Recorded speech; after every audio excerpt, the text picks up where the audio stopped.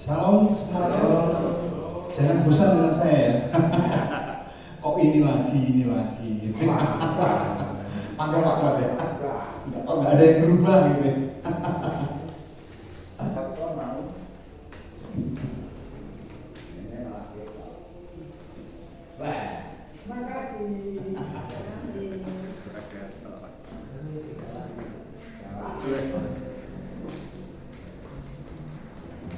Yang lalu, jadi tidak hanya saya yang berbicara, tetapi semuanya mengeluarkan pendapatnya masing-masing dari apa yang didapat ya.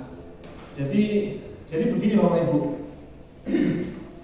Alkitab yang kita baca ini kadang memunculkan sesuatu yang berbeda satu orang dengan yang lainnya ya gitu. Jadi pengertian yang didapat itu kadang selalu tidak sama. Nah, ada kalanya yang tidak kita pikirkan, tiba-tiba orang lain sampaikan dan itu jadi berkat buat kita. Itu bisa seperti itu ya. Jadi kalau dari semuanya ini nanti mengeluarkan pendapat akan semakin memperkaya ya. Memperkaya pendapatan kita dari firman Tuhan ya. Jadi kalau misalkan dari satu ayat saya cuma mendapatkan ini, tiba-tiba yang lain mendapat A, B, C, D dan lain sebagainya, itu akan semakin memperkaya ya. Dari yang tidak kita pikirkan, oh ternyata dipikirkan oleh orang itu, oh saya dapat sesuatu yang baru. Jadi misalkan kalau malam ini ada seseorang yang menyampaikan sesuatu, dengar baik-baik. Siapapun itu yang menyampaikan didengar baik-baik. Siapa tahu itu menjadi berkat bagi kita. Amin. Amin. Jadi saudara-saudara, hari ini kita berkumpul bersama sebagai pertemuan kedua dan melanjutkan pembahasan kita untuk mendalami iman sebagai usaha kita dalam meneladani Kristus penyelamat kita sebagai penasihat yang ajaib. Jadi ini kelanjutan dari kemarin ya. Mari kita mendasarkan maksud hati kita ini dalam nama Bapa, Putra dan Roh Kudus. Mari kita bersama-sama berdoa. Ya Allah Roh Kudus, kami mohon kepadamu untuk menyertai dan mengajar kepada kami untuk dapat memahami sabdamu, sehingga kami gerejamu ini dapat membaktikan hidup kami meneladani Kristus bagi kemuliaan-Mu. Doa ini kami mohonkan kepadamu dalam nama Yesus Kristus, sebab Dialah yang hidup dan berkuasa bersama Bapa dalam persekutuan dengan dikawal sepanjang segala masa. Amin. Amin. Mari kita buka Alkitab kita. Oh ya, kalau dia penutup kok.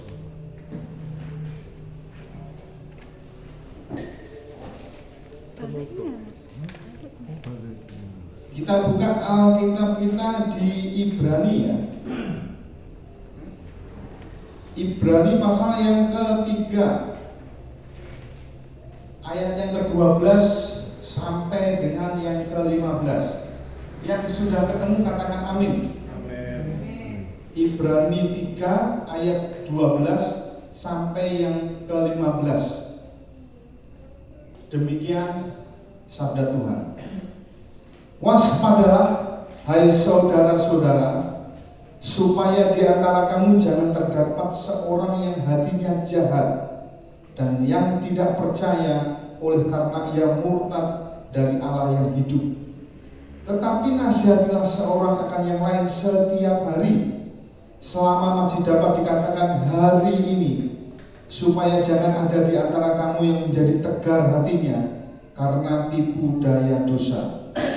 Karena itu kita telah beroleh bagian di dalam Kristus, asal saja kita teguh berpegang sampai kepada akhirnya pada keyakinan iman kita yang semula. Tetapi apabila pernah dikatakan pada hari ini, jika kamu mendengar suaranya, janganlah keraskan hatimu seperti dalam kegeraman. Amin. Amin. Nah, Bapak Ibu mungkin perlu waktu untuk membaca seperti kemarin ya. Saya kasih waktu beberapa menit untuk membaca, merenungkan. Wah, saya dapat sesuatu dari yang saya baca. Nah, gitu ya, kurang lebih seperti itu. Kalau ada mungkin yang tidak membawa kitab, tadi yang saya bacakan cukup jelas ya. Jelas Bapak Ibu? Ya. Baik, saya kasih waktu beberapa menit, Bapak Ibu renungkan, kemudian nanti kita masuk ke pertanyaan pertama, ya. Begitu ya. Oke, saya kasih waktu 1 menit ya, supaya tidak lama-lama ya. 1 menit.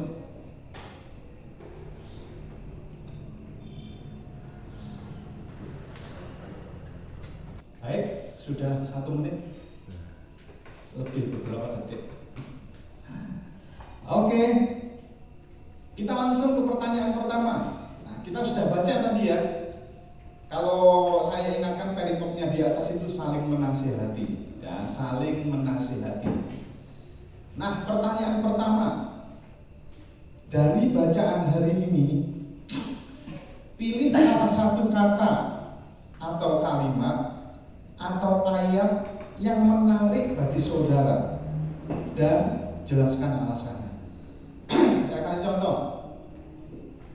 Wah, ini ada kata-kata waspadalah. Ini menurut saya menarik. Misalkan, ini contoh ya. Waspadalah. Nah, kenapa kita mesti waspada? Apa yang menarik buat saya? Nah, karena alasannya begini, A, B, C, dan D, dan lain sebagainya. Itu contoh, pasti. Nah, ini kalau kita baca Alkitab, ini sekedar berbagi sebelum kita menyampaikan sesuatu. Kalau kita baca Alkitab di rumah, kan tidak mungkin kita hanya membaca kemudian lewat begitu saja. Betapa sangat disayangkan kalau seperti gitu ya. Jadi ketika kita membaca, usahakan kita mendapat sesuatu dari yang kita baca. Usahakan seperti itu. Supaya apa? Hidup kita itu memiliki suatu dampak dari firman yang kita baca, gitu ya. Nah, jadi kalau kita baca sambil lalu terus berarti tidak mendapat apa-apa, Alkitab ini rasanya tidak ada bedanya dengan buku-buku yang lain.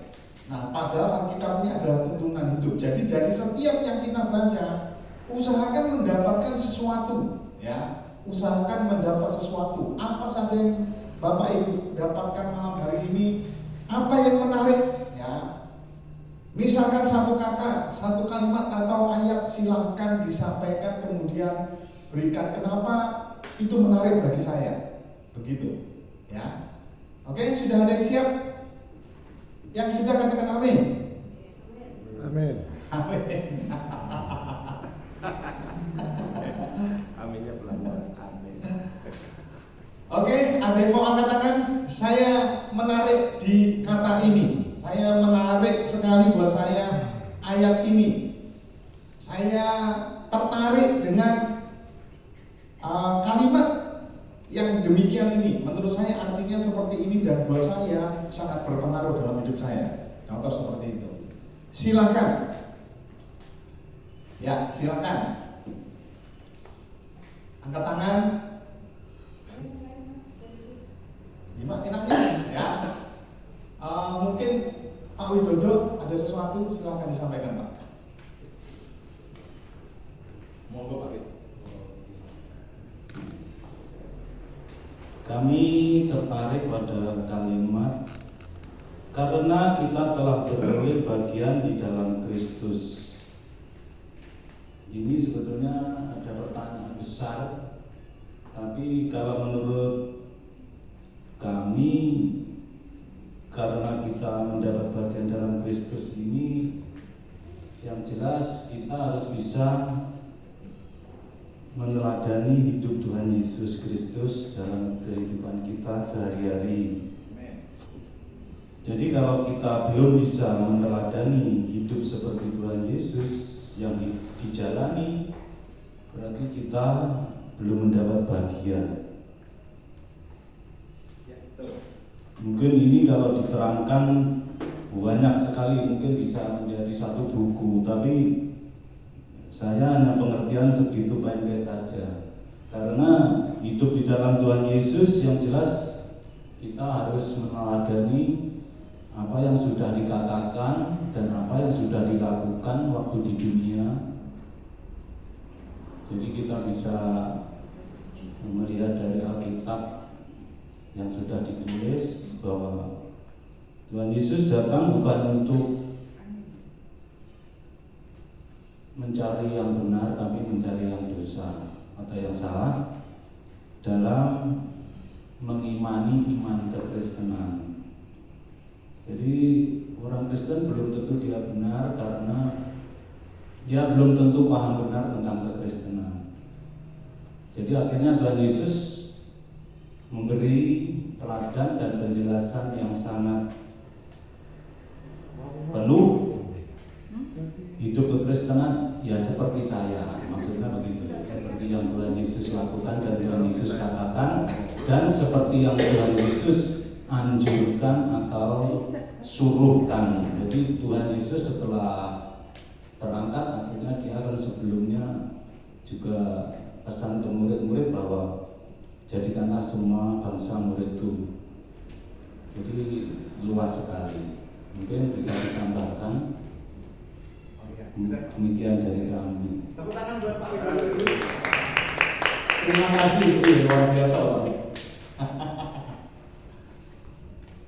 Jadi memperoleh bagian di dalam Kristus. Nah, kalau Pak Widodo tadi bilang kalau kita mau memperoleh bagian, itu ya kita harus meneladani seperti Kristus gitu lah ya. Seperti Kristus, apa yang dia lakukan, dia kerjakan, kita ikuti. Nah, kalau mau mendapat bagian, nah, malam hari ini adalah salah satu cara kita untuk mendapatkan bagian di dalam Kristus. Dengan cara apa? Meneladani. Nah, tentunya yang kita teladani itu apa? Semua yang dikatakan. Makanya kadang yang dikatakan Tuhan Yesus itu banyak ini ya, banyak misteri-misteri yang kadang kita tidak paham juga. Nah, makanya kita perlu belajar, sama-sama belajar. Saya yang di depan sini juga, saya perlu belajar karena saya juga ingin mendapat sesuatu dari Bapak Ibu juga. Nah, seperti yang disampaikan Pak Widodo itu, tadi saya dapat sesuatu loh Bapak Ibu. Ya, loh mendapat bagian. Itu kalau dijelaskan panjang Pak ya. Nah, panjang. Nah, itu silakan nanti pulang di rumah Bapak Ibu bisa pikirkan mendapat bagian dalam Kristus itu seperti apa. Bapak Ibu pulang bisa pikirkan seperti apa ya kira-kira. Nah, apakah ada hubungannya dengan aku di dalam kamu dan kamu di dalam aku? Nah, lalu nanti apa yang menjadi bagiannya Kristus itu? Aku juga ikut di dalamnya, apakah seperti itu? Itu banyak sekali versinya nanti seperti gitu ya. Itu tolong dipikirkan pulang ke rumah nanti, karena ini penting sekali ya. Jadi, kalau syaratnya ingin mendapat bagian, salah satu adalah meneladani. Cara kita meneladani, contohnya seperti malam ini kita berkumpul, apa yang firman Tuhan katakan, kita ikuti. Itu salah satu cara meneladani Kristus. Ya, terima kasih Pak Widodo ya. Sangat menjadi berkat Pak. Iya, menurut saya tadi ayat yang menarik buat saya itu di ayat yang ke-12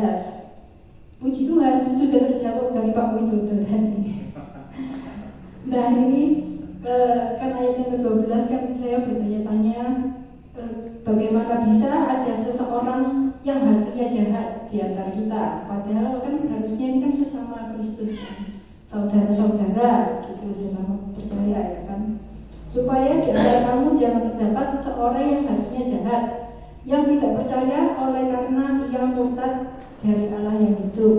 Nah, tadi saya bertanya bagaimana kok bisa di antara kita ada yang tidak percaya, hatinya jahat, lalu murtad dari Allah yang hidup.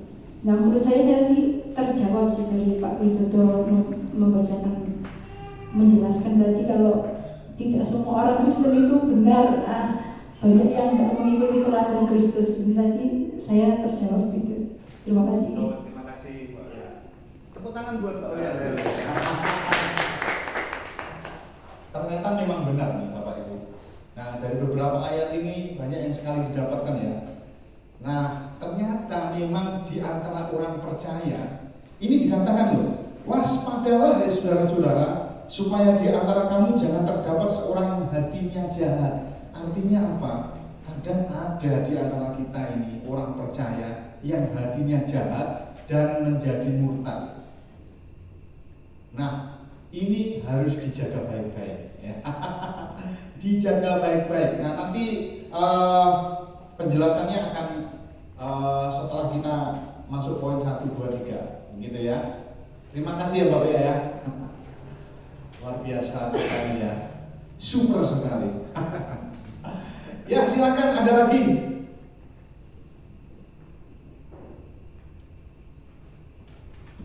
Ini kalau dipikirkan satu-satu itu banyak loh Bapak Ibu sebenarnya ini. Banyak sekali. Ada lagi? Ini masih pertanyaan pertama ya. Ini dari tadi yang jawab dari bangku sebelah kanan saya, sebelah kiri saya belum ada. Iya Pak. Saya. Oh, boleh buat. Oke Pak. Monggo Pak. Saya hanya menambahkan dari Mbak Oya tadi ya, ayat 12 itu ada 3 bagian. Yang pertama hati yang apa namanya itu? Hati yang jahat. Yang kedua tidak percaya, dan yang ketiga murtad. Jadi itu satu rangkaian sebenarnya. Udah nggak percaya, jahat, terus murtad. Nah itu aja sih yang perlu diperjelas saja. Itu aja yang ingin saya sampaikan. Terima kasih. Baca ulang tuh namanya. 3 bagian ya. Terima kasih Kak ya. Tuh, tepuk tangan buat Pak Yudo dulu. Baca ulang. Terima kasih Pak. Enggak apa-apa dibaca ulang. Daripada Terima kasih Pak Yud. Keren Pak Yud. satu rangkaian. Ya, karena ada satu rangkaian itu Pak Yud ya. Jahat, tidak percaya, Murtad. oleh karena ia murtad dari Allah yang hidup. Nah, ini bisa jadi akan seperti ini loh Bapak Ibu. Berawal dari jahat, kemudian tidak percaya, dan akhirnya menjadi murtad. Bisa jadi seperti itu. Bisa jadi tiga-tiganya menjadi satu. Nah, itu loh yang penting. Nah, makanya itu kenapa kok kita itu belajar bersama-sama seperti ini. Dari Pak Widodo dapat pemahaman apa, dari Mbak Oya, dari Pak Widodo, ya, dari Pak Yudo tadi seperti itu. Jangan-jangan murtad itu mulai dari sesuatu yang jahat. Ya. Jahat dulu, kemudian mulai gak percaya, Naik pangkat. kemudian naik pangkat menjadi murtad. Hati-hati ya. Nah, makanya itu ini firman Tuhan katakan, saliklah engkau menasihati. Karena ternyata di antara orang percaya ini yang Rasul Paulus juga bilang, ternyata ada yang seperti itu. Dan lambat laun ada yang pernah melihat orang Kristen murtad dan tidak percaya Tuhan lagi, ada banyak ya. Banyak. Nah, saya berdoa supaya di antara kita yang hadir malam ini jangan ada yang menjadi seperti itu. Karena sangat disayangkan dia kehilangan keselamatan nanti. Ya, jangan ada di antara kita seperti itu ya. Haleluya. Ada lagi? Ada. Oh, maju. Silakan Pak. Tepuk tangan dulu kalau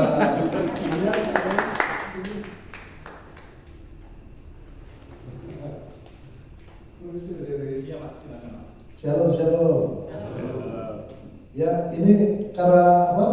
Nomor 2 kan juga menyangkut pengalaman kita ya. Jadi di sini penekanan saya di masalah tetapi nasihatilah di 13, tetapi nasihatilah seorang akan yang lain setiap hari. Setiap hari ngomong sol. Omongnya ada. Berarti kalau Roh Kudus kasih beban kita untuk menasihati seseorang, berarti apa? Sesering mungkin kita bisa sowan, mengunjungi. Sekarang tuh memastikan apakah nasihatnya sudah didengar. Kalau belum, dinasihati lagi. Nah ini sekarang pengalaman saya ya. Jadi saya dulu paling sering,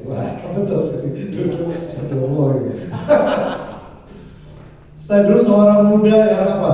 Yang keras satu, tetapi keras itu masalah apa? Masalah kedisiplinan ya. Tapi untungnya saya itu takut sama Tuhan. Jadi kalau firman ngomong apa, sekalipun tidak cocok, tak turuti ya. Nah, di pekerjaan saya karena saking strike-nya, disiplinnya, sehingga terlalu sering mencat orang. Pada waktu itu ya, sampai akhirnya ayah saya mendengar itu. Kemudian saya didudukkan, ya kan, didudukkan itu berhari-hari itu. Kamu tidak punya kasih. Aduh, aku tuh punya kasih gitu. Tapi kerjaan ya kerjaan. Ya. Bisa dilanjut lagi, kamu udah ada kasih. Saya jaga deh. Lagi nek nuruti kasih kerja biar kafe. Oh gak kena dikasih terus ya. Tapi kalau saya takut firman ya kan, saya mesti juga baca kasih. Akhirnya saya mencari-cari referensi dalam buku-buku Kristen yang sekiranya dibolehkan baca. Setelah sekian lama ketemu buku Kristen tidak pernah nemu sampai akhirnya nemu buku koleksi ibu saya menyangkut bisnis kekristenan. Ternyata tidak ada dukungan untuk memecat orang itu. Ya sedih, ya piye. Jadi akhirnya sejak itu saya lebih selektif untuk apa? Untuk terima orang. Begitu juga yang orang suka bikin salah, mau tidak mau ya harus saya bimbing. Nah kembali lagi, banyak hal yang saya turut firman, walaupun saya belum paham, tak turut sih, kalau saya takut Tuhan ya. Tapi berpuluh tahun kemudian baru saya menyadari, iya, ternyata betul. Tapi kenapa saya kemarin kok nurutnya tuh secara takut orang rontok, tapi tidak memahami. Jadi daripada kita harus hidup 20 tahun ke depan dengan sia-sia, kalau mending sekarang ada nasihat dari firman atau dari saudara-saudara kita seiman, coba kita dengarkan baik-baik. Sekarang kita tanyakan pengalamanmu piye, kok bisa ngono? Firman ini pernah dan berlaku di hidupmu. Ya, sekarang saya itu aja. Jadi harapan saya kita untuk bisa sering sering minimal tuh kalau ada saudara yang menurut kita tidak pas, kita benarkan. Pakai dasar apa? Firman Tuhan.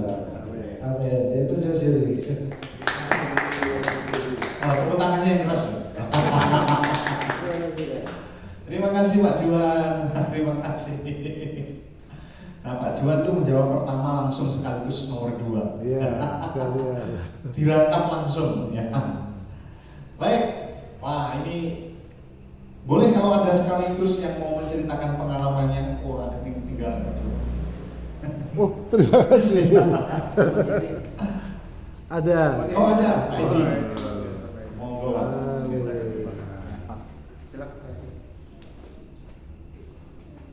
Terima kasih waktunya.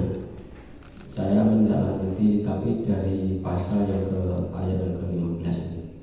Tapi apabila pernah dikatakan pada hari ini, jika kamu mendengar suaranya, janganlah keraskan hati seperti dalam bergerak.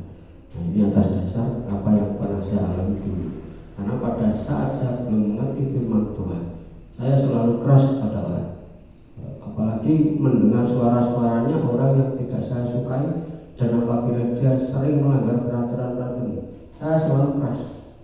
Tidak peduli, walaupun kamu di sini ikut aku dan semuanya yang bayari aku, terus transportasinya segalanya kita cukupkan, termasuk makanan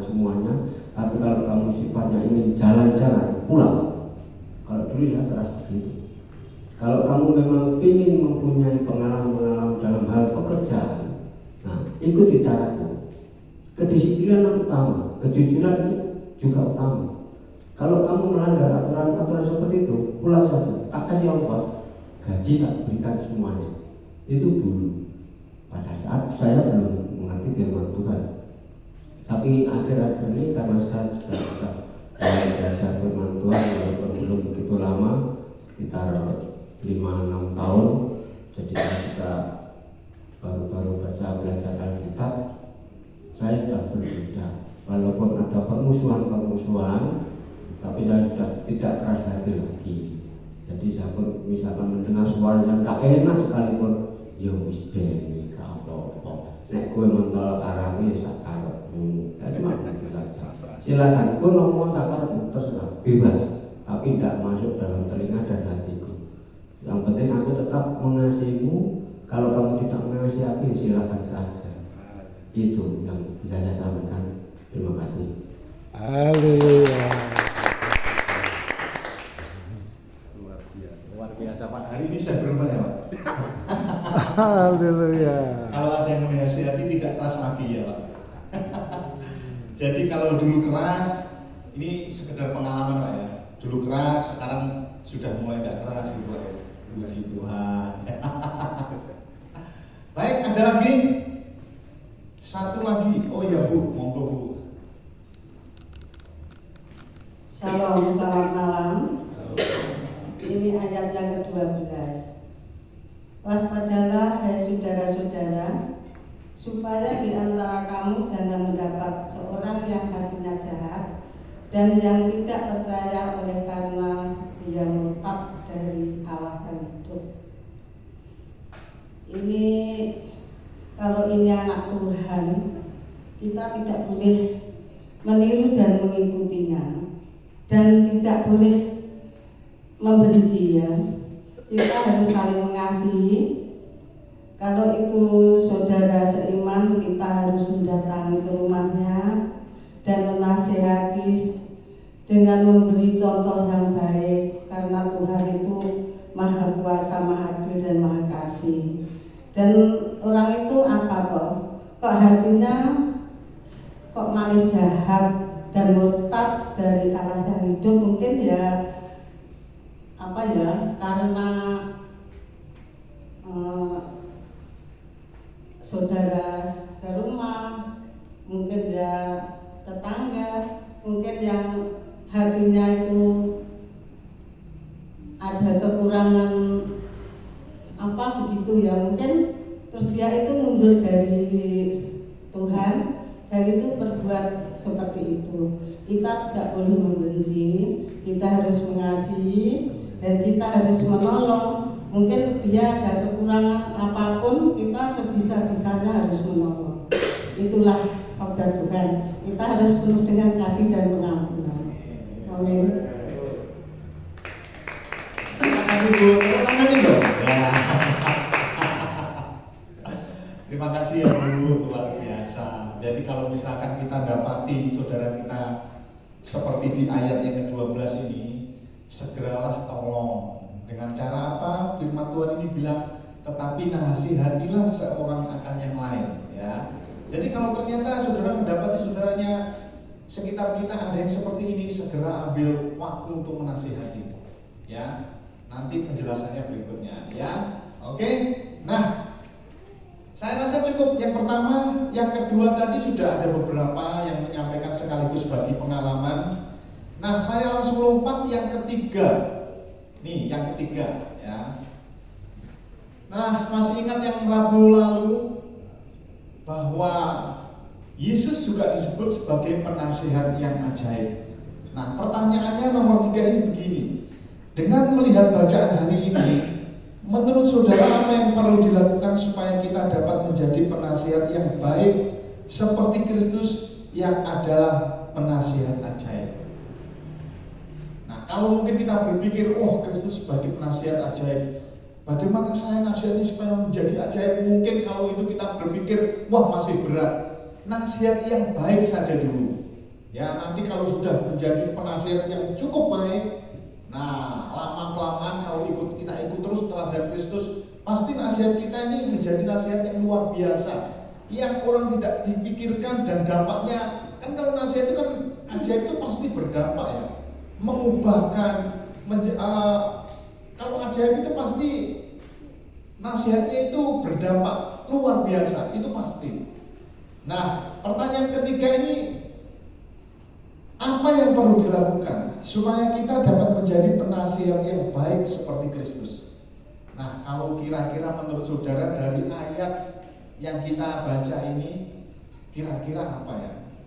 Siapa tahu nanti kita masing-masing dapat sesuatu, terus kemudian, wah, caranya begini Mas Diri. Wah, kalau menurut saya, menurut ayat ini seperti ini. Nah, silakan ya. Kita berbagi bersama-sama ya Bapak Ibu. Jangan eman-eman kalau berbagi. Kalau ada sesuatu yang saudara dapat, tolong dibagi ke saudara-saudara yang lain ya. Hening, sunyi senyap. Malam kudus. Malam kudus. Siap. Nah, ini yang perlu kita dengar juga ya. Silakan Pak. Shalom. Halo. Jadi saya menjawab pertanyaan nomor 2 dan 3 secara bersamaan karena nyambung. Karena saya pernah pengalaman dinasehati, lalu saya berkeras hati. Jadi ceritanya singkat saja, saya berseteru dengan seseorang, kemudian dinasehati Pak Iwan, sudah Mbak kamu minta maaf aja. Nah di situ saya mengeraskan hati karena saya merasa orang Jawa ini menjaga kerukunan di atas kebenaran. Itu sih bener sih dibelani tapi yang penting rukun. Jadi saya di situ mengeraskan hati.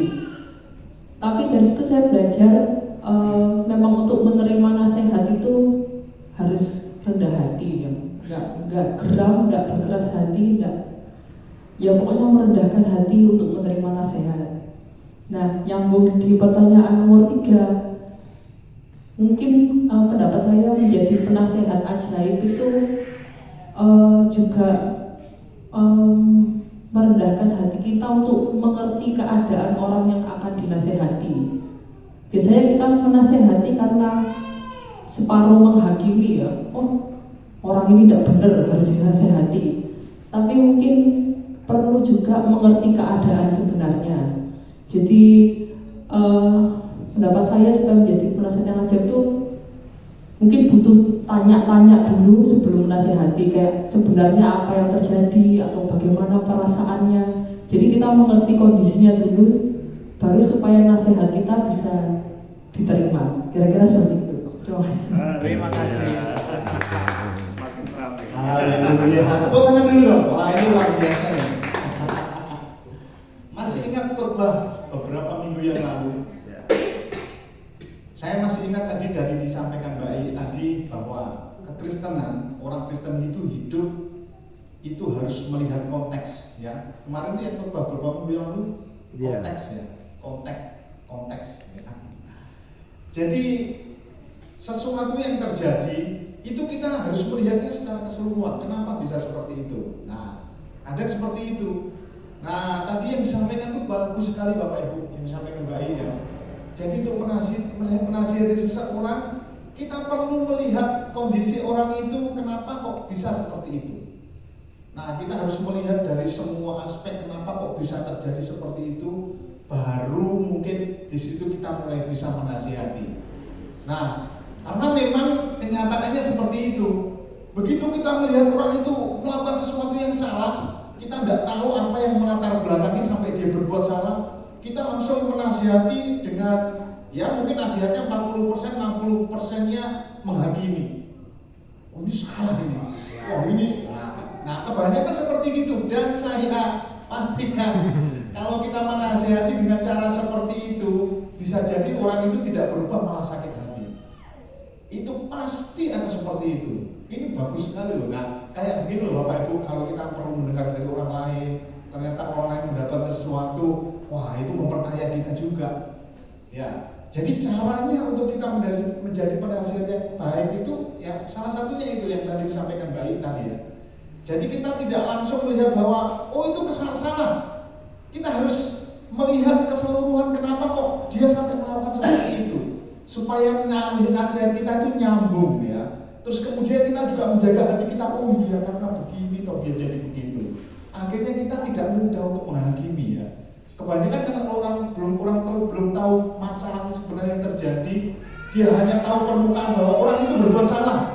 Kita langsung wah, menghakiminya itu pasti jauh lebih besar daripada kita ingin menasihati. Contoh, kita melihat orang mencuri, wah gebukin aja gebukin. Kalau kita di luar kan seperti gitu ya lihat, wah.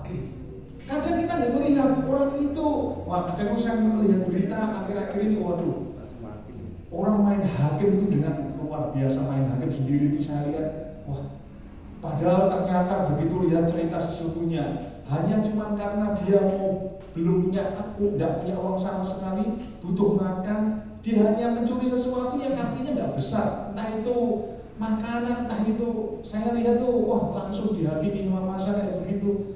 Nah orang tahunya mencuri itu salah, oh perlu dihajar seperti gitu ya. Padahal kalau kita melihat secara keseluruhan, dia belum makan apa tidak kasihan. Nah kalau seperti itu nasihat kita ini jadi nasihat yang muncul berdasarkan apa ya? Ya kalau teknya hati lah seperti itu kurang lebih ya. Jadi kasihan, tapi dia berbuat salah, saya perlu menasihati. Nah nasihat yang seperti ini kebanyakan kita akan memposisikan kalau seandainya saya seperti dia. Nah, ini akan membuat kita itu menasihatinya dengan cara yang bijak, dengan kata-kata yang bijak, tidak langsung dengan menghakimi. Dan kalau seperti itu, outputnya apa? Orang itu pasti akan, kita ingat ya, kemarin yang saya bilang bahwa nasihat Kristus itu selalu apa? Membangun, apa? Menguatkan, apa? Menguatkan, menghibur, apa? Memberikan semangat. Nah, kalau nasihat yang diberikan Tuhan selalu seperti itu, nah bagaimana kita caranya supaya dia bisa menasihati orang itu tidak sakit hati, tapi dia terhibur, menjadi semangat, dia menjadi kuat. Nah, seperti itu loh Bapak Ibu. Ya, haleluya. Luar biasa loh Bapak Ibu. Ada lagi? Silakan. Ya, seperti di pertanyaan nomor 3 ini, saya pikir dari bacaan hari ini kan kita lihat nasihat ajaib itu di ayat ke-14. Jadi kembali kepada keyakinan iman kita. Ya kan di ayat 14 itu kalau kita memberi nasihat kepada orang lain itu dasarnya kepada iman kita kepada Yesus berarti kan kepada Injil gitu. Nah kasus yang bawa ayat ini benar sekali memang. Di dalam Alkitab itu banyak sekali seperti kasusnya Ayub ya kan? 3 orang itu kan yang nasihat tentang Ayub banyak banget ya, orang pintar-pintar semua ya kan, bukan orang sembarangan itu. Tapi Ayub di pasal 24 itu bilang apa? Sialan kamu semua ya kan? Jadi sepertinya Ayub itu jadi dihakimi gitu kan.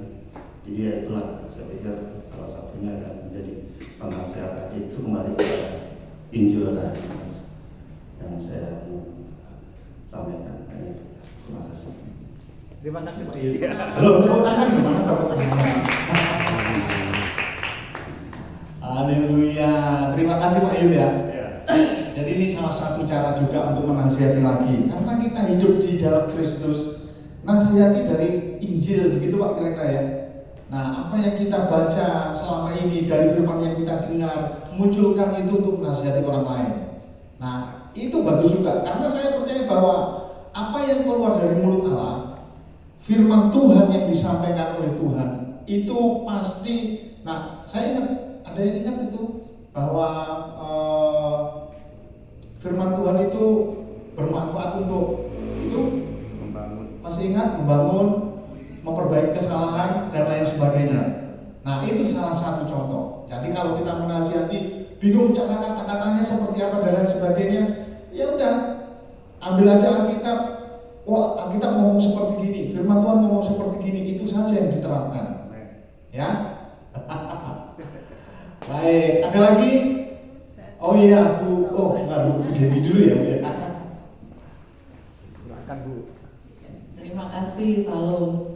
Saya cuma pengen cerita aja. Yang satu pengalaman dinasehati dan menasehati. Saya pernah waktu di Belanda dulu, istilahnya kata saya konseling, cerita curhat gitu sama seseorang, saya panggil Papi. Itu tuh begini, semua macam-macam pokoknya. Pokoknya Papi jemput dia kan, terus dia jawab Papi ini, orangnya itu masih ada nafasnya apa enggak deh? Masih, Pi.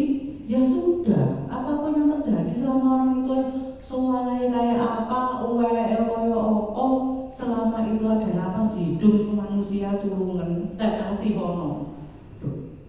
Terus saya diem aja. Sudah bila nasihati, sudah.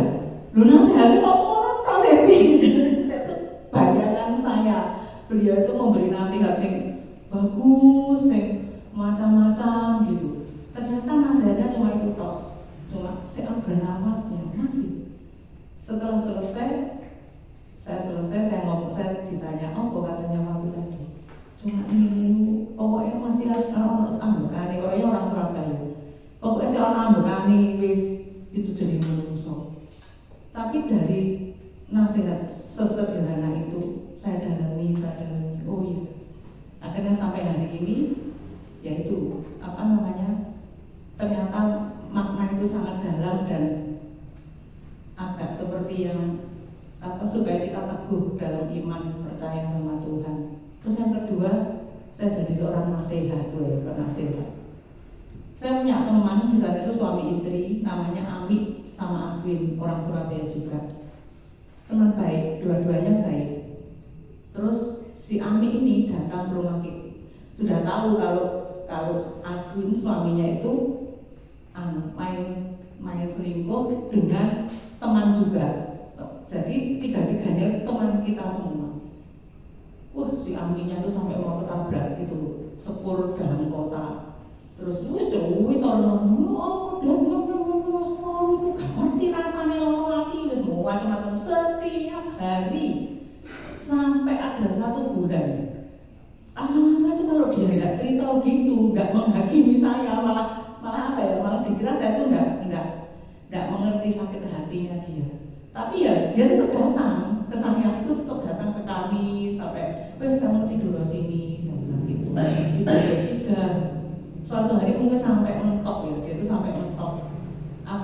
Saya ngancani kok niku gak ngerti kok. Saya cuma jawab ini, loh Mi, kok niku cuma ditinggal Aswin, istilahnya dengan orang lain, kalau koncomu dewi.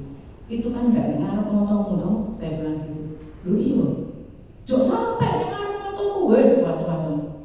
Aku ngomong di lah kamu itu nggak di depan matamu.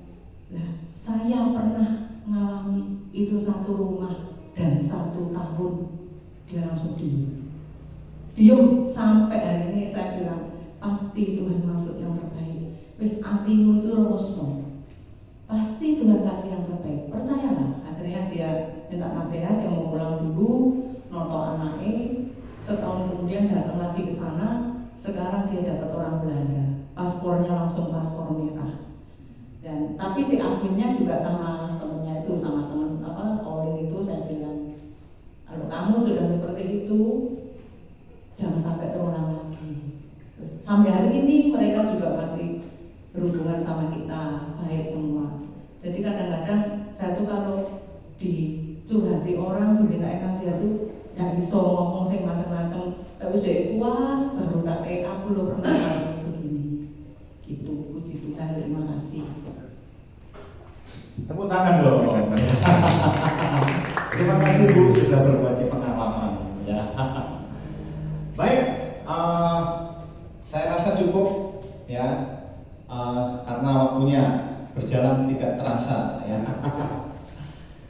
Nah, saya akan menjelaskan beberapa yang saya dapat juga. Oh iya, maaf saya lupa, maaf. Ya, ini saya menceritakan pengalaman saya dulu masih muda dan masih sehat.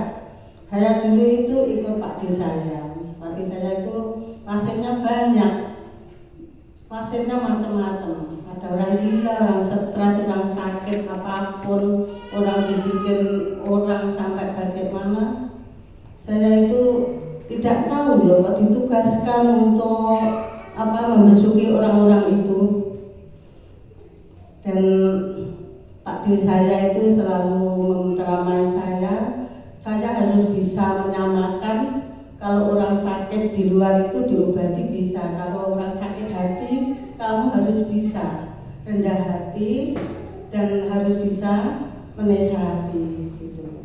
Kalau orang gila itu ya saya yang memandikan, ya menasihati kalau itu dikeluarkan bisa, itu kalau ombrok itu dia bisa bicara baik. Orang stres itu macam-macam. Stres itu karena apa? Ditinggal pacarnya, atau stres itu karena ditinggal orang tuanya pergi, itu satu ke kanan satu ke kiri, tahu ya Mas itu maksudnya. Itu saya harus bisa menasihati itu. Terus kadang-kadang ada pasien yang stres itu masih gadis, itu anaknya Toko Abadi itu namanya Lili, dan kakak-kakaknya itu langganan saya pijat semua, dan adiknya itu stres, yang dua stres, dan itu minta dipijat kalau didatang orang itu dikaplok, ditunjuk gitu. Terus kakaknya itu minta tolong Mbak Basir berani, iya sih berani, tapi hati-hati ya Mbak, iya. Terus saya diajak ke rumahnya, saya datangi, permisi Ci, ngapa Mbak? Jadi sampai kesel, dari dipijet, tapi jangan marah ya. Nanti kalau sakit bilang sakit, kalau kurang keras bilang keras, tapi kalau sampai kamu menyakiti saya nggak bisa. Sekarang bagaimana? Terus, Mas, aku mau tahu sampean. Lalu saya dekati dan saya pijat bagaimana? Mbak enak. Saya tak tanya, jangan marah. Kenapa? Sampai sering marah itu kenapa? Katanya tadi sering marah. Apa betul Mbak? Nggak marah sampai mana?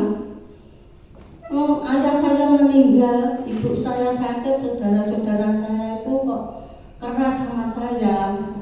Sebetulnya kok benci loh. Kok kamu tahu seperti itu? Iya Mbak Dasir, tidak boleh benci sama orang tua, sama kakak-kakak ya. Seperti itu.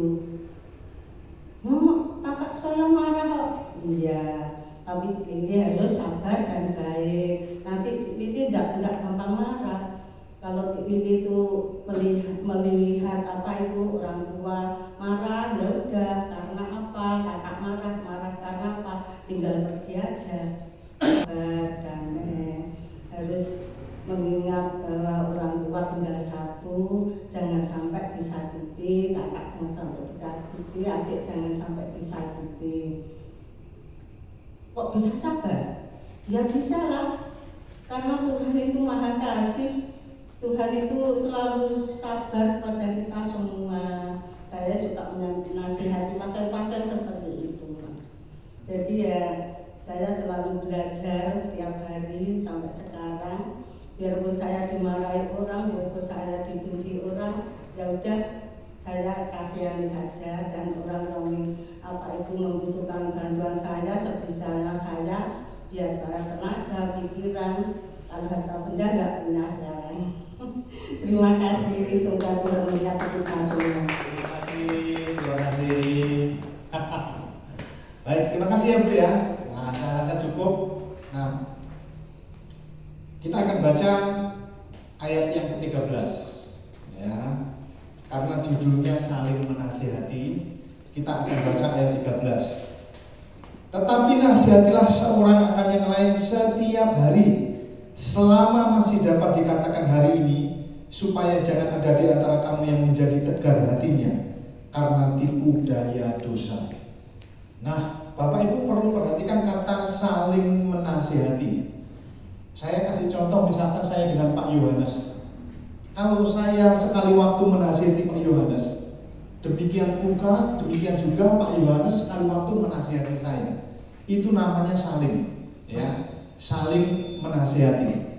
Saya rasa semua orang pasti pintar menasihati, pasti, ya, karena orang pasti, karena begini ya, orang itu mudah menilai sesuatu itu berdasarkan apa yang dipikirkan, itu mudah sekali.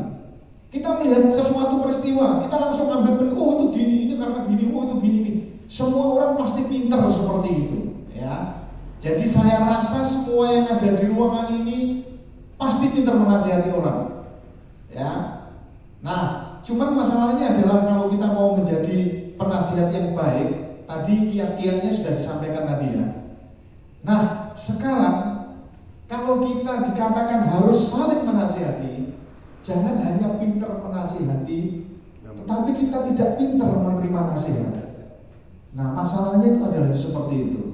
Nah, kenapa kita tidak pintar menerima nasihat? Karena kita tidak mudah dinasihati karena ego kita, sombong kita, rasa bahwa kita bisa melakukan segala sesuatu. Nah, ini tidak akan bisa terjadi. Kita saling menasihati sementara satunya pintar nasihati, satunya lagi tidak pintar dinasihati. Nah, ini nggak akan bisa terjadi saling.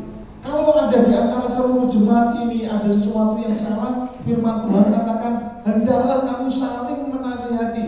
Kalau kita saling menasihati, kita harus juga bisa dinasihati. Amin. Amin.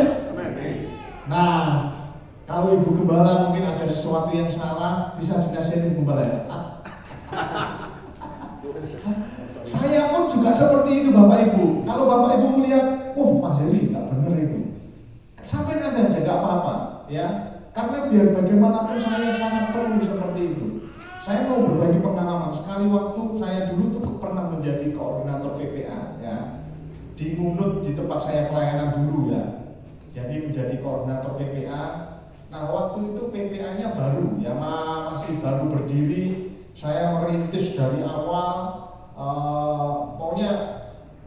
Nah saya ini tipe orang yang begini Bapak Ibu. Kalau mengerjakan sesuatu itu harus benar-benar sesempurna mungkin. Ya itu tipe saya. Pokoknya kalau mengerjakan sesuatu itu kalau ada kesalahan sedikit saja itu bisa membuat saya nggak bisa tidur. Itu tipe saya seperti begitu. Jadi begitu saya terima tanggung jawab itu, saya benar-benar mengerjakan itu dengan sesempurna mungkin, sesempurna mungkin. Ya sampai waktu itu waktu dapat audit dari Compassion itu baru setahun pertama di audit kita langsung dapat nilai A, grade-nya langsung A. Itu sampai semua PPA yang di Malang, yang di Blitar, yang di kota-kota besar tuh mereka kesulitan untuk mendapat nilai A, itu susah banget. Sampai mereka ada yang telepon, kamu kok bisa dapat A, itu gimana caranya? Ya karena memang saya berusaha untuk melakukan segala sesuatu itu dengan semua program itu saya catat, kemudian apa saja yang kerja, pokoknya terkonsep rapi. Dan saya tidak mau ini sedikit pun ada kesalahan. Nah sebenarnya seperti itu baik, tapi menyiksa diri saya sebenarnya. Ya orang-orang kalau seperti itu sebenarnya menyiksa diri. Nah salah satu penyiksaannya itu seperti ini. Ada salah satu partner yang sekretaris waktu itu. Nah dia tidak bisa mengikuti gaya kerjanya saya gitu ya. Jadi kalau saya nggak bener tuh harus dibenerkan, walaupun lembur sampai nggak tidur tuh harus bener seperti gitu. Nah sampai akhirnya mungkin dia ngerasa nggak bisa mengikuti, dan saya merasa bahwa ini salah buat saya ya. Kalau kita kerja, padahal saya tidak menuntut untuk udah kalau kamu nggak bisa lembur, biar saya lembur. Yang penting kamu jamnya masuk, jamnya pulang, nggak apa-apa. Nanti sisanya saya akan kerjakan sampai benar-benar itu sesempurna mungkin. Nah, akhirnya 3 hari nggak masuk, terus akhirnya saya tanya kenapa nggak masuk. Akhirnya saya kasih tahu. Nah, kita harus profesional. Kalau kerja itu ya kita harus profesional. Saya kasih tahu gini-gini. Udah sampai akhirnya ternyata dia sakit hati. Nah sakit hati, Nah, dia tidak masuk sekaligus tidak bergereja. Wah, itu berat itu buat saya. Saya akhirnya dipanggil gembala sidang, dikasih tahu kamu harus datang minta maaf. Seperti itu ya. Saya dinasihati apapun yang terjadi kamu harus minta maaf. Wah, itu berat Bapak Ibu. Ya seperti yang disampaikan Mbak I tadi ya. Ini saya melakukan sesuatu yang benar kok harus minta maaf. Ini saya benar loh seperti begini. Bukankah orang kerja itu seperti begini? Ya, karena saya mengejar sesuatu walaupun ini dapat nilai A kan gereja yang dapat nama baik. Dan kemudian kalau saya bekerja seperti ini kan bagus. Nah, didik orang itu juga untuk dia itu kalau bekerja profesional dan lain sebagainya. Oh, alasan dalam hati saya katakan seperti itu ya. Ini nggak bisa seperti itu. Tapi saya dinasihati, kamu harus minta maaf. Wah, itu berat rasanya. Tapi akhirnya saya tetap jalan Bapak Ibu. Saya datang ke rumahnya, saya bilang saya minta maaf. Walaupun besoknya dia datang ke gereja, tapi dia tidak mau kerja lagi. Tapi saya tetap datang minta maaf. Dan memang dalam hati ini berat rasanya ya. Tapi itulah kita ya. Kalau kita nasihati orang pinter, kita juga harus pinter untuk dinasihati. Jangan sampai kita menjadi keras. Kalau Bapak Ibu keras, dinasihati nggak bisa. Wah, selamat jalan. Ya, saya bilang selamat jalan, ini lagi jahat dan tidak percaya, repot nanti. Dan kemudian lama-lama jadi murtad. Wah, itu bahaya itu. Nah, jadi kalau firman Tuhan bilang saling menasihati, hendaklah kamu saling menasihati. Jangan sampai kita hanya pintar menasihati orang ya. Saya pastikan semua pintar menasihati ya. Tetapi kita tidak pintar menasihati. Nah, bagaimana supaya kita pintar menasihati dan pintar juga dinasihati? Kita perlu rendah hati, amin. Rendah hati. Kadang kita itu salah, kita nggak merasa bersalah itu banyak. Karena kita merasa kita benar. Nah, seperti yang saya tadi bilang, oh saya nggak bisa ini benar saya benar ini, nggak bisa itu. Tapi kalau kita akan seperti itu terus, masalah tidak akan selesai. Ya, saya tidak tahu, mungkin dia akan menghilang dari gereja, nanti akan bergereja atau tidak, saya kan tidak tahu seperti itu. Tapi saya berusaha untuk, ya sudah saya terima, akhirnya saya minta maaf, dan kemudian dia akhirnya mau kembali lagi ke gereja. Ya saya akhirnya ya jadi merasa bersalah, padahal sebenarnya kalaupun saya ini ya saya nggak harusnya merasa bersalah.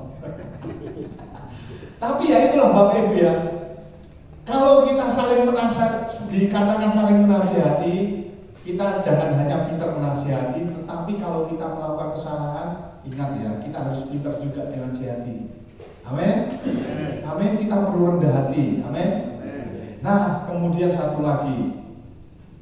Kalau kita melihat sesuatu yang salah, ini firman Tuhan bilang, tetapi nasihatlah seorang akan yang lain setiap hari. Artinya kalau setiap hari ini jangan jemu-jemu. Kita datang, ketemu, menasihati, orang itu masih melakukan kesalahan yang sama, ketemu lagi, ingatkan lagi. Ketemu lagi, masih melakukan hal yang sama, ingatkan lagi. Itu akan jauh lebih baik. Daripada kita ketemu orang itu berbuat salah, kemudian kita diemin, kemudian kita omongin dia di belakang. Wah, repot kalau seperti itu. Ya, jadi kalau kita melihat sesuatu yang salah, lebih baik dekati, nasihati. Kita lihat dulu sebenarnya yang tadi sampaikan Mbak Ili tadi ya. Masalahnya apa sih orang ini? Kok seperti begitu? Nah, kalau kita begitu tahu, oh ternyata orang itu begini ya, makanya dia menyebabkan dia jadi seperti ini. Nah, kalau kita tahu keseluruhan secara utuh, kita akan mudah menasihati dengan bijak ya. Nah, tapi kalau kita sudah tahu ini salah, kemudian kita tinggalin, kita omongin kemana-mana kesalahannya dia, wah, itu namanya nggak saling menasihati. Nah, jemaat Kristus yang dikasihi Tuhan, mau saling menasihati? Nanti kalau ketemu lihat sesuatu yang salah, kasih tahu. Amin. Mau dinasihati? Amin. Amin. Mau dinasihati? Nanti kalau ternyata ada temannya yang datang menasihati, jangan marah. Ya, nggak bisa, saya nggak seperti itu. Kamu itu, wah, gawat nanti kalau seperti itu. Kalau kita mau bertumbuh bersama-sama, hendaklah kamu saling menasihati. Kamu menasihati dan kamu dinasihati. Amin. Menasihati dan dinasihati. Jangan sampai kita hanya mau menasihati menasihati, tetapi nggak mau dinasihati. Gawat kalau seperti itu Bapak Ibu. Bagaimana kita bisa bersama-sama bertumbuh? Kita nggak akan bisa bersama bertumbuh. Yang satunya bertumbuh, yang satunya tenggelam. Gawatnya kalau dia menjadi tidak percaya dan lama-lama menjadi murtad. Bahaya ini ya. Maka itu hendaklah kita saling menasihati. Kalaupun kita kasih tahu hari ini dia nggak berubah, besok ketemu lagi, kasih tahu lagi. Ya, besok ketemu lagi, kasih tahu lagi. Nah, dengan cara apa? Dengan cara yang tadi yang disampaikan tadi. Ya, amin. Amin. Amin. Hendaklah kamu saling apa? Menasihati, bukan mengatai. Hendaklah kamu saling dinasihati. Hendaklah kamu saling menasihati dan hendaklah kamu saling dinasihati. Nah, nanti kalau kita cuma tahunya menasihati, nggak tahu dinasihati, wah repot nih kalau seperti itu. Amin. Jadi kalau misalkan dinasihati Ibu Gembala, lapangkan dada. Ya. Terima kasih. Artinya kalau kita dinasihati positif aja Bapak Ibu. Saya tuh kadang seperti gini. Kalau orang kasih tahu, walaupun itu menyakitkan, saya selalu berpikir begini. Wah, orang itu memperhatikan saya. Ambil sisi positifnya. Saya itu kadang seperti gitu. Kan mungkin kita lebih mudah ya menasihati orang, tapi kan dinasihati susah. Tapi untuk bisa dinasihati, saya berpikir begini, wah, kalau dia menasihati saya, berarti dia perhatian sama saya. Kalau orang itu perhatian, artinya apa? Salah. Sayang. Masa saya memperhatikan, misalkan saya memperhatikan Pak Yohanes, ya, saya Pak Yohanes salah. Oh, saya Pak Yohanes, wah itu kayaknya ini. Saya nggak mau artinya Pak Yohanes terus ada dalam kesalahan. Itu artinya apa? Sayang.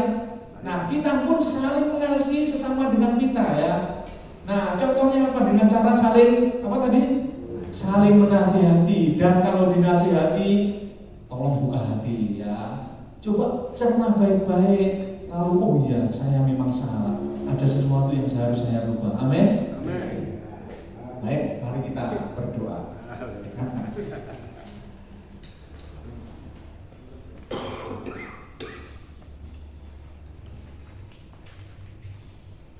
Kita akan berdoa secara bersama-sama ya, seperti Rabu lalu di halaman terakhir.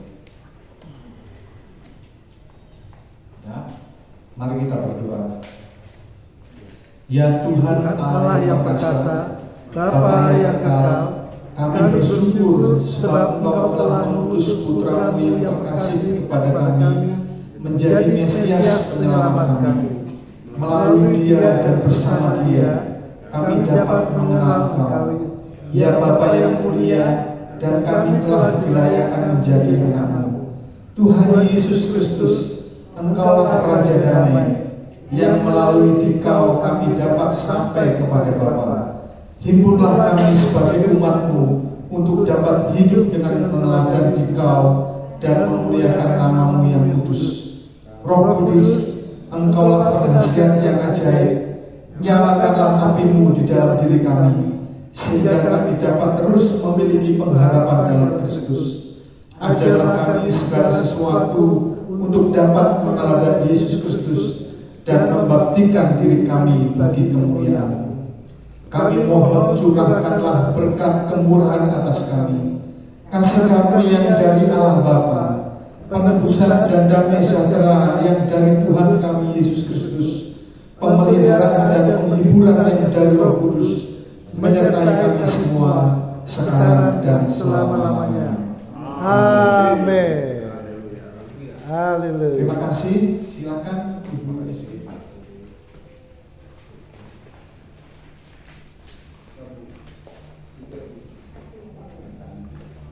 Puji Tuhan.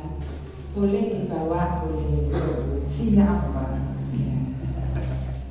Saya juga siap untuk dinasehati. Jadi saya tidak hanya menasehati, tapi saya juga perlu dinasehati dengan satu syarat, come face to face. Jadi kalau memang mau menasehati saya, datang ke saya, Bu, saya maunya begini. Jangan sampai saya mungkin mirip-mirip dengan Mas Yeri. Kalau kerja sesuatu itu maunya yang perfect gitu loh, yang sempurna gitu loh ya. Jadi kalau memang nggak seret dengan apa yang saya kena banget dengan firman malam hari ini ya. Jadi tolong Bu, permisi saya mau ngomong Bu, saya tuh maunya Ibu itu A gitu loh Bu, jangan B gitu. Oh oke. Saya akan doakan, saya sangat terbuka sekali ya. Yang saya maksud jangan sampai gini, nggak seretnya dengan saya ngomongnya ke Mas Yohanes, belum Mas Yohanes, mending temui model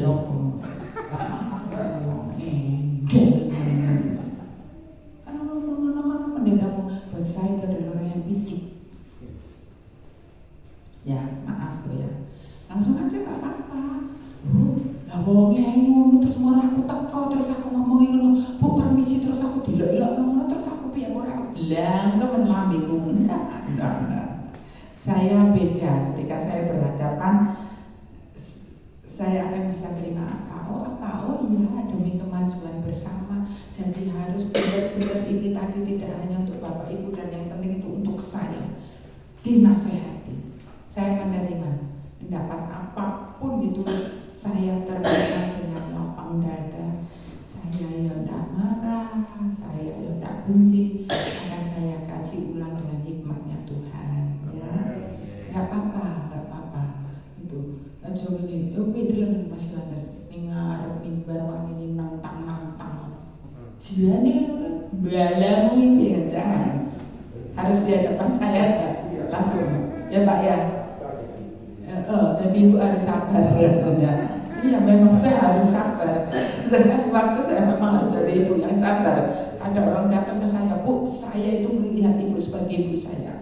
Saya sedang sakit hati dengan saudara saya. Terus, pakai ngomong Ibu dulu ya. Aku mau ngarep mati ya. Tak doa mau bintang urep meneh, malah mau urep saya kok mati ini terus piye ya. Boleh ya. Ya Pak ya. Saya siap kok menerima terbuka. Ini benar-benar buat saya tuh nembak itu langsung das ke saya. Jadi saya benar-benar menerima nasihat ya. Kiranya kita semua diberkati. Ini masih 2 Rabu lagi di bulan Juni ya Mas Iri. Ini masih Rabu kedua, jadi masih ada 2 Rabu lagi kita bertemu. Nanti kalau perlu Mas Iri dihantam pertanyaan. Enggak. Kita sharing kok, kita sama-sama berbagi yang bisa dijawab ya, supaya kita saling memenuhi. Jangan di luar, jangan wis kok ngomong nang jaba kok nek dititipi omongan manake 2000%. Dititipi duit kurangnya akeh ya. Jadi ayo kita bersama-sama satu hati, saling menasehati dan dinasehati di dalam Kristus. Amin. Kita tutup ya. Mari kita bangkit berdiri, mungkin kalian bisa musik.